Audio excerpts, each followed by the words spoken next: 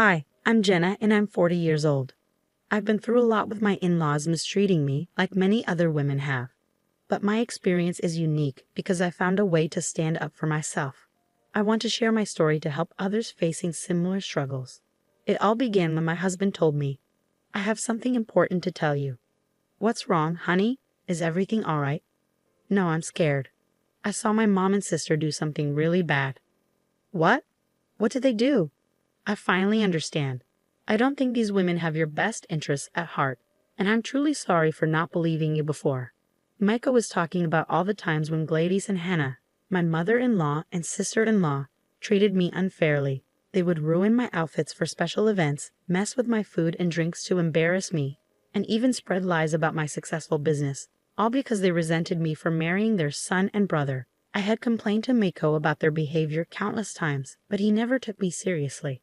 However, in this moment, he finally did. "Well, what changed your mind?" "I saw this." Mako showed me security camera footage from our business. My husband and I sell crocheted items, like baby clothes and purses. It's a business I started and have been passionate about, but Gladys and Hannah always tried to discourage me from pursuing it. "Are you sure we should be involved in this business? It's not going to succeed, especially with your lack of expertise." "Excuse me?" What she means is that you're not capable enough to handle this business. You should just give up and focus on being a housewife or finding a regular job. Starting a business is too difficult for someone like you. You understand what I'm saying. These women always tried to stop me from doing things that made me happy. I think they were jealous because why else would they behave so horribly?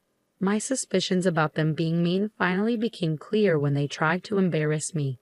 Even when I showed my ruined dress to my husband, begged him to taste my tampered food, and proved their lies about my business, he didn't believe me. He had to see it for himself. And finally he did. The video Micah showed me was shocking. I couldn't believe people would do something so terrible. In the video, we could see two masked women, one taller and one shorter, vandalizing our building with spray paint. Take a closer look. Notice the lady with the necklace. I looked closer, and it seemed like Gladys' unique necklace that Micah brought her from Fiji. I understand now. Who else could it be? They look so similar. I believe you now. Tears welled up in my eyes. I felt both angry and hurt because it took him so long to believe me, but I also felt relieved that someone finally understood my struggles. I didn't want to tell him about this because they were his family. I couldn't just speak badly about them or take them to court for the damage they caused. But I did want to get back at them, and I had been thinking about how to do it for a long time. Suddenly, Micah's phone rang, and it was Hannah. "Speak of the devil, right?" He answered and talked to her for a bit. When he hung up, he said, "So Hannah just told me that Uncle Peter is back from his trip, and Mom wants to have a big family gathering since a lot of people are home for the summer." "Okay, when?" "This weekend." "Are you going to talk to them about what we saw in the video?" "I want to, but it's hard for me. They're my mother and my sister, you know. But if you want to confront them, I'll support you in any way I can." The weekend arrived, and Micah and I got to Gladys' house early to help prepare for the big family gathering. Uncle Peter was everyone's favorite, so his return after a long absence would be a special occasion. When we arrived, I noticed that both Hannah and Gladys' attitudes changed from happy and smiling to jealousy and disgust. "Oh, you two are here early." "Yeah, Mom, we wanted to lend a hand. We know there will be a lot of guests today. Aren't you sweet? We're happy to help." As I spoke, Hannah and Gladys both turned their gaze toward me, giving me looks as if I had done something wrong. But they couldn't prove it yet. "Oh, Jenna, it's awful that your lovely business was vandalized like that. I saw it on my way here. Such a tragedy." "Absolutely dreadful, indeed. Even a child could sense that these women were up to something sneaky. Despite their outward concern, they seemed unusually cheerful, almost gleeful. I even caught them trying to suppress a laugh. But I had to stay quiet. I didn't want to cause a scene just yet. I was determined to get my revenge at the right time, so for now, I bided my time. I know it's just terrible. We're both wondering who could have done such a thing. Yeah, it was really upsetting to see something we put so much effort into being damaged like that." "Right, but don't worry, the police will investigate." "The police? Why involve them for such a small crime?" It's probably just some kids messing around. No need to make a big deal out of it. Oh, Hannah, it's kind of you to care about these supposed troublemakers, but they should still face consequences for their actions. They knew what they were doing. I agree with Hannah. We all did silly things as teenagers. Let's not dwell on it. Come on, let's focus on getting everything ready for the party. I could sense that they were nervous, trying to brush off the whole incident after asking so many questions about it. Micah and I exchanged a knowing glance and joined in to help with the party preparations. We spent the whole morning and early afternoon setting up, cooking, and cleaning. By 3 p.m., family members started arriving for the reunion. After finishing our tasks and relaxing a bit, Micah pulled me aside. I have something for you. It's a hidden microphone. I want you to wear it. What? Why? What's going on? I'm not strong enough to confront my mother or sister. I'm sorry I'm not as assertive as you want me to be, but maybe this is better. If you expose them, you'll get all the credit. You've always been stronger than me. Wear the mic and approach them. You might uncover something and get justice. I won't stop you. I appreciated Micah's support, even though I wished he would be more confrontational. With that, I put on the mic, hit record, and went to find those two troublemakers. I finally found them talking in the kitchen, deep in a heated discussion. Before I entered, I listened at the door to hear what they were saying. She's on to us, Mom. Did you see the way she looked at us? Stop it, Hannah. You're overreacting. She doesn't know it was us. I swear, Mom, she knows everything. Okay, calm down. Even if she suspects something, what can she do?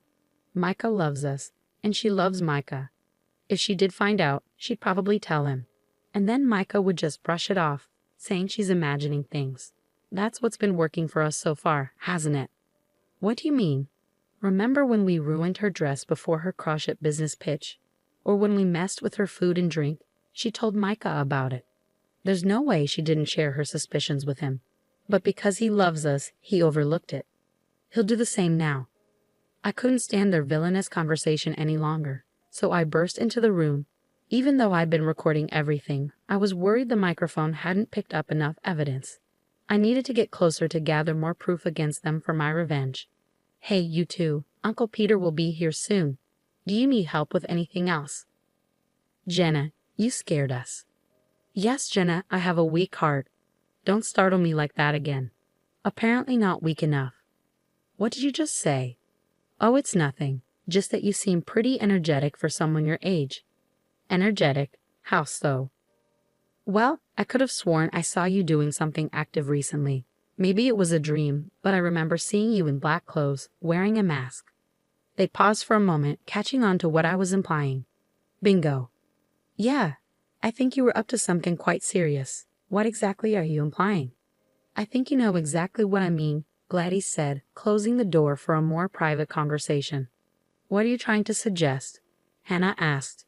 I'm not trying to suggest anything. Well, we have no idea what you're talking about, so stop now. I'm not sure. Honestly, I think I might have also seen someone else with their face covered, along with the other person, doing something illegal. What a shame. I hope they catch those criminals soon. Anyway, Mom, I think we should leave now. Not so fast, Hannah. I want you both to see something. What's that? I then showed them the video footage that Micah had shown me. Oh, you caught the vandals. Well, now that we know who they are, there's no need to look into it any further. Let's just drop the issue. Jenna, you're being unbearable with this. Vandalism happens to other buildings too, you know. Yeah, Jenna, just move on. It's not worth all this fuss. Actually, ladies, I think it is a big deal. I found something interesting in this video. Take a closer look. Both of them leaned in and zoomed in on the phone screen to see what I was talking about. The horror and shock on their faces confirmed all my suspicions. They were the ones who had vandalized my building. I knew it, Mom. Quiet, this doesn't prove anything. Who else has this necklace, ladies? I can't handle it anymore. Okay, it was us. Hannah, don't you dare say another word. Well, Mom, she's figured it out. I don't know what you want me to say. Yes, Jenna, we did it. We damaged your business. But what are you going to do about it? Yeah, Jenna, there's nothing you can do in this situation. We know that Micah cares more about us than he does about you. So even if you try to take action, he won't punish us because he loves us. He really does love you guys, and he probably won't do anything. But sweetie, Why do you think I won't? Do you think I'm afraid of you too? You mess with my business, which is like my child. I won't let you off the hook. Gladys and Hannah both tried to grab the phone from me, but thankfully I was faster and managed to escape. Come back here, you foolish girl. Even if you grab the phone, the data's already backed up, so there's no point in fighting me unless you want to worsen your already weak heart. Don't you dare provoke my mom. Do you think you're funny? Do you think you're clever? Give us the data now, or else I'll... What? Huh. What will you do? I'll hurt you in ways you never imagined.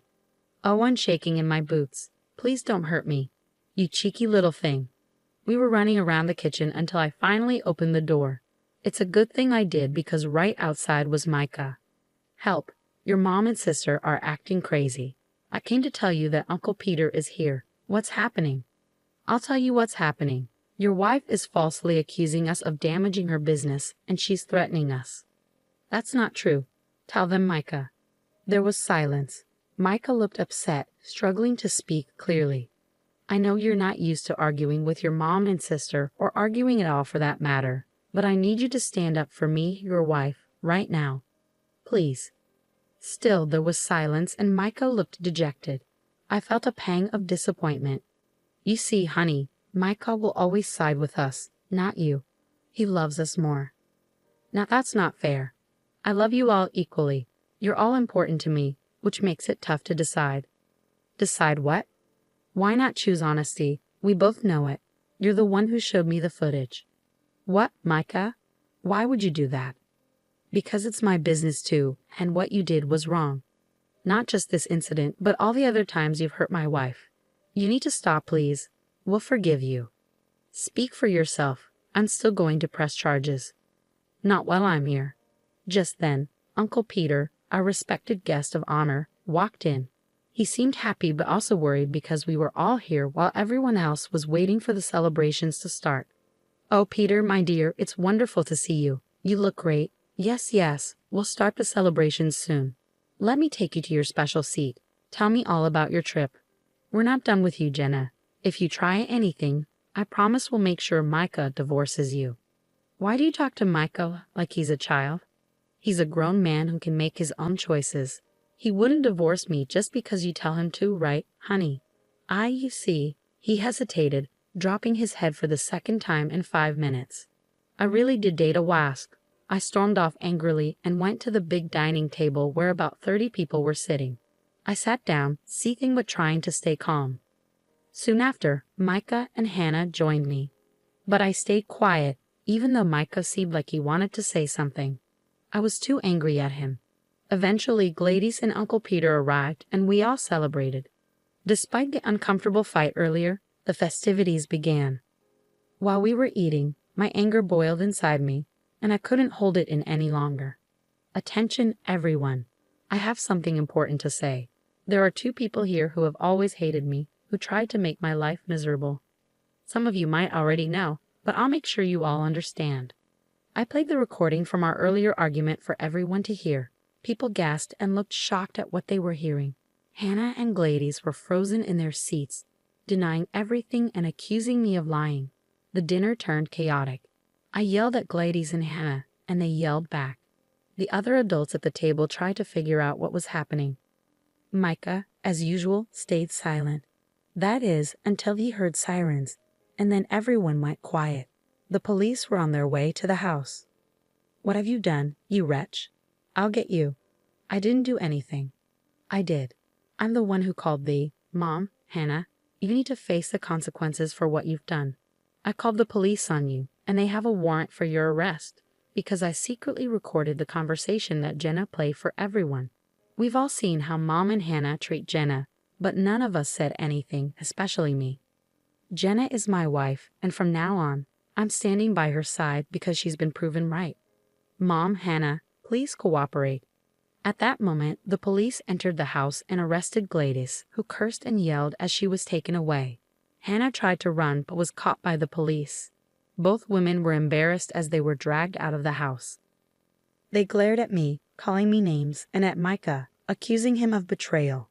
After Hannah and Gladys left, the night continued, albeit a bit awkwardly. We all opened up about how toxic they were.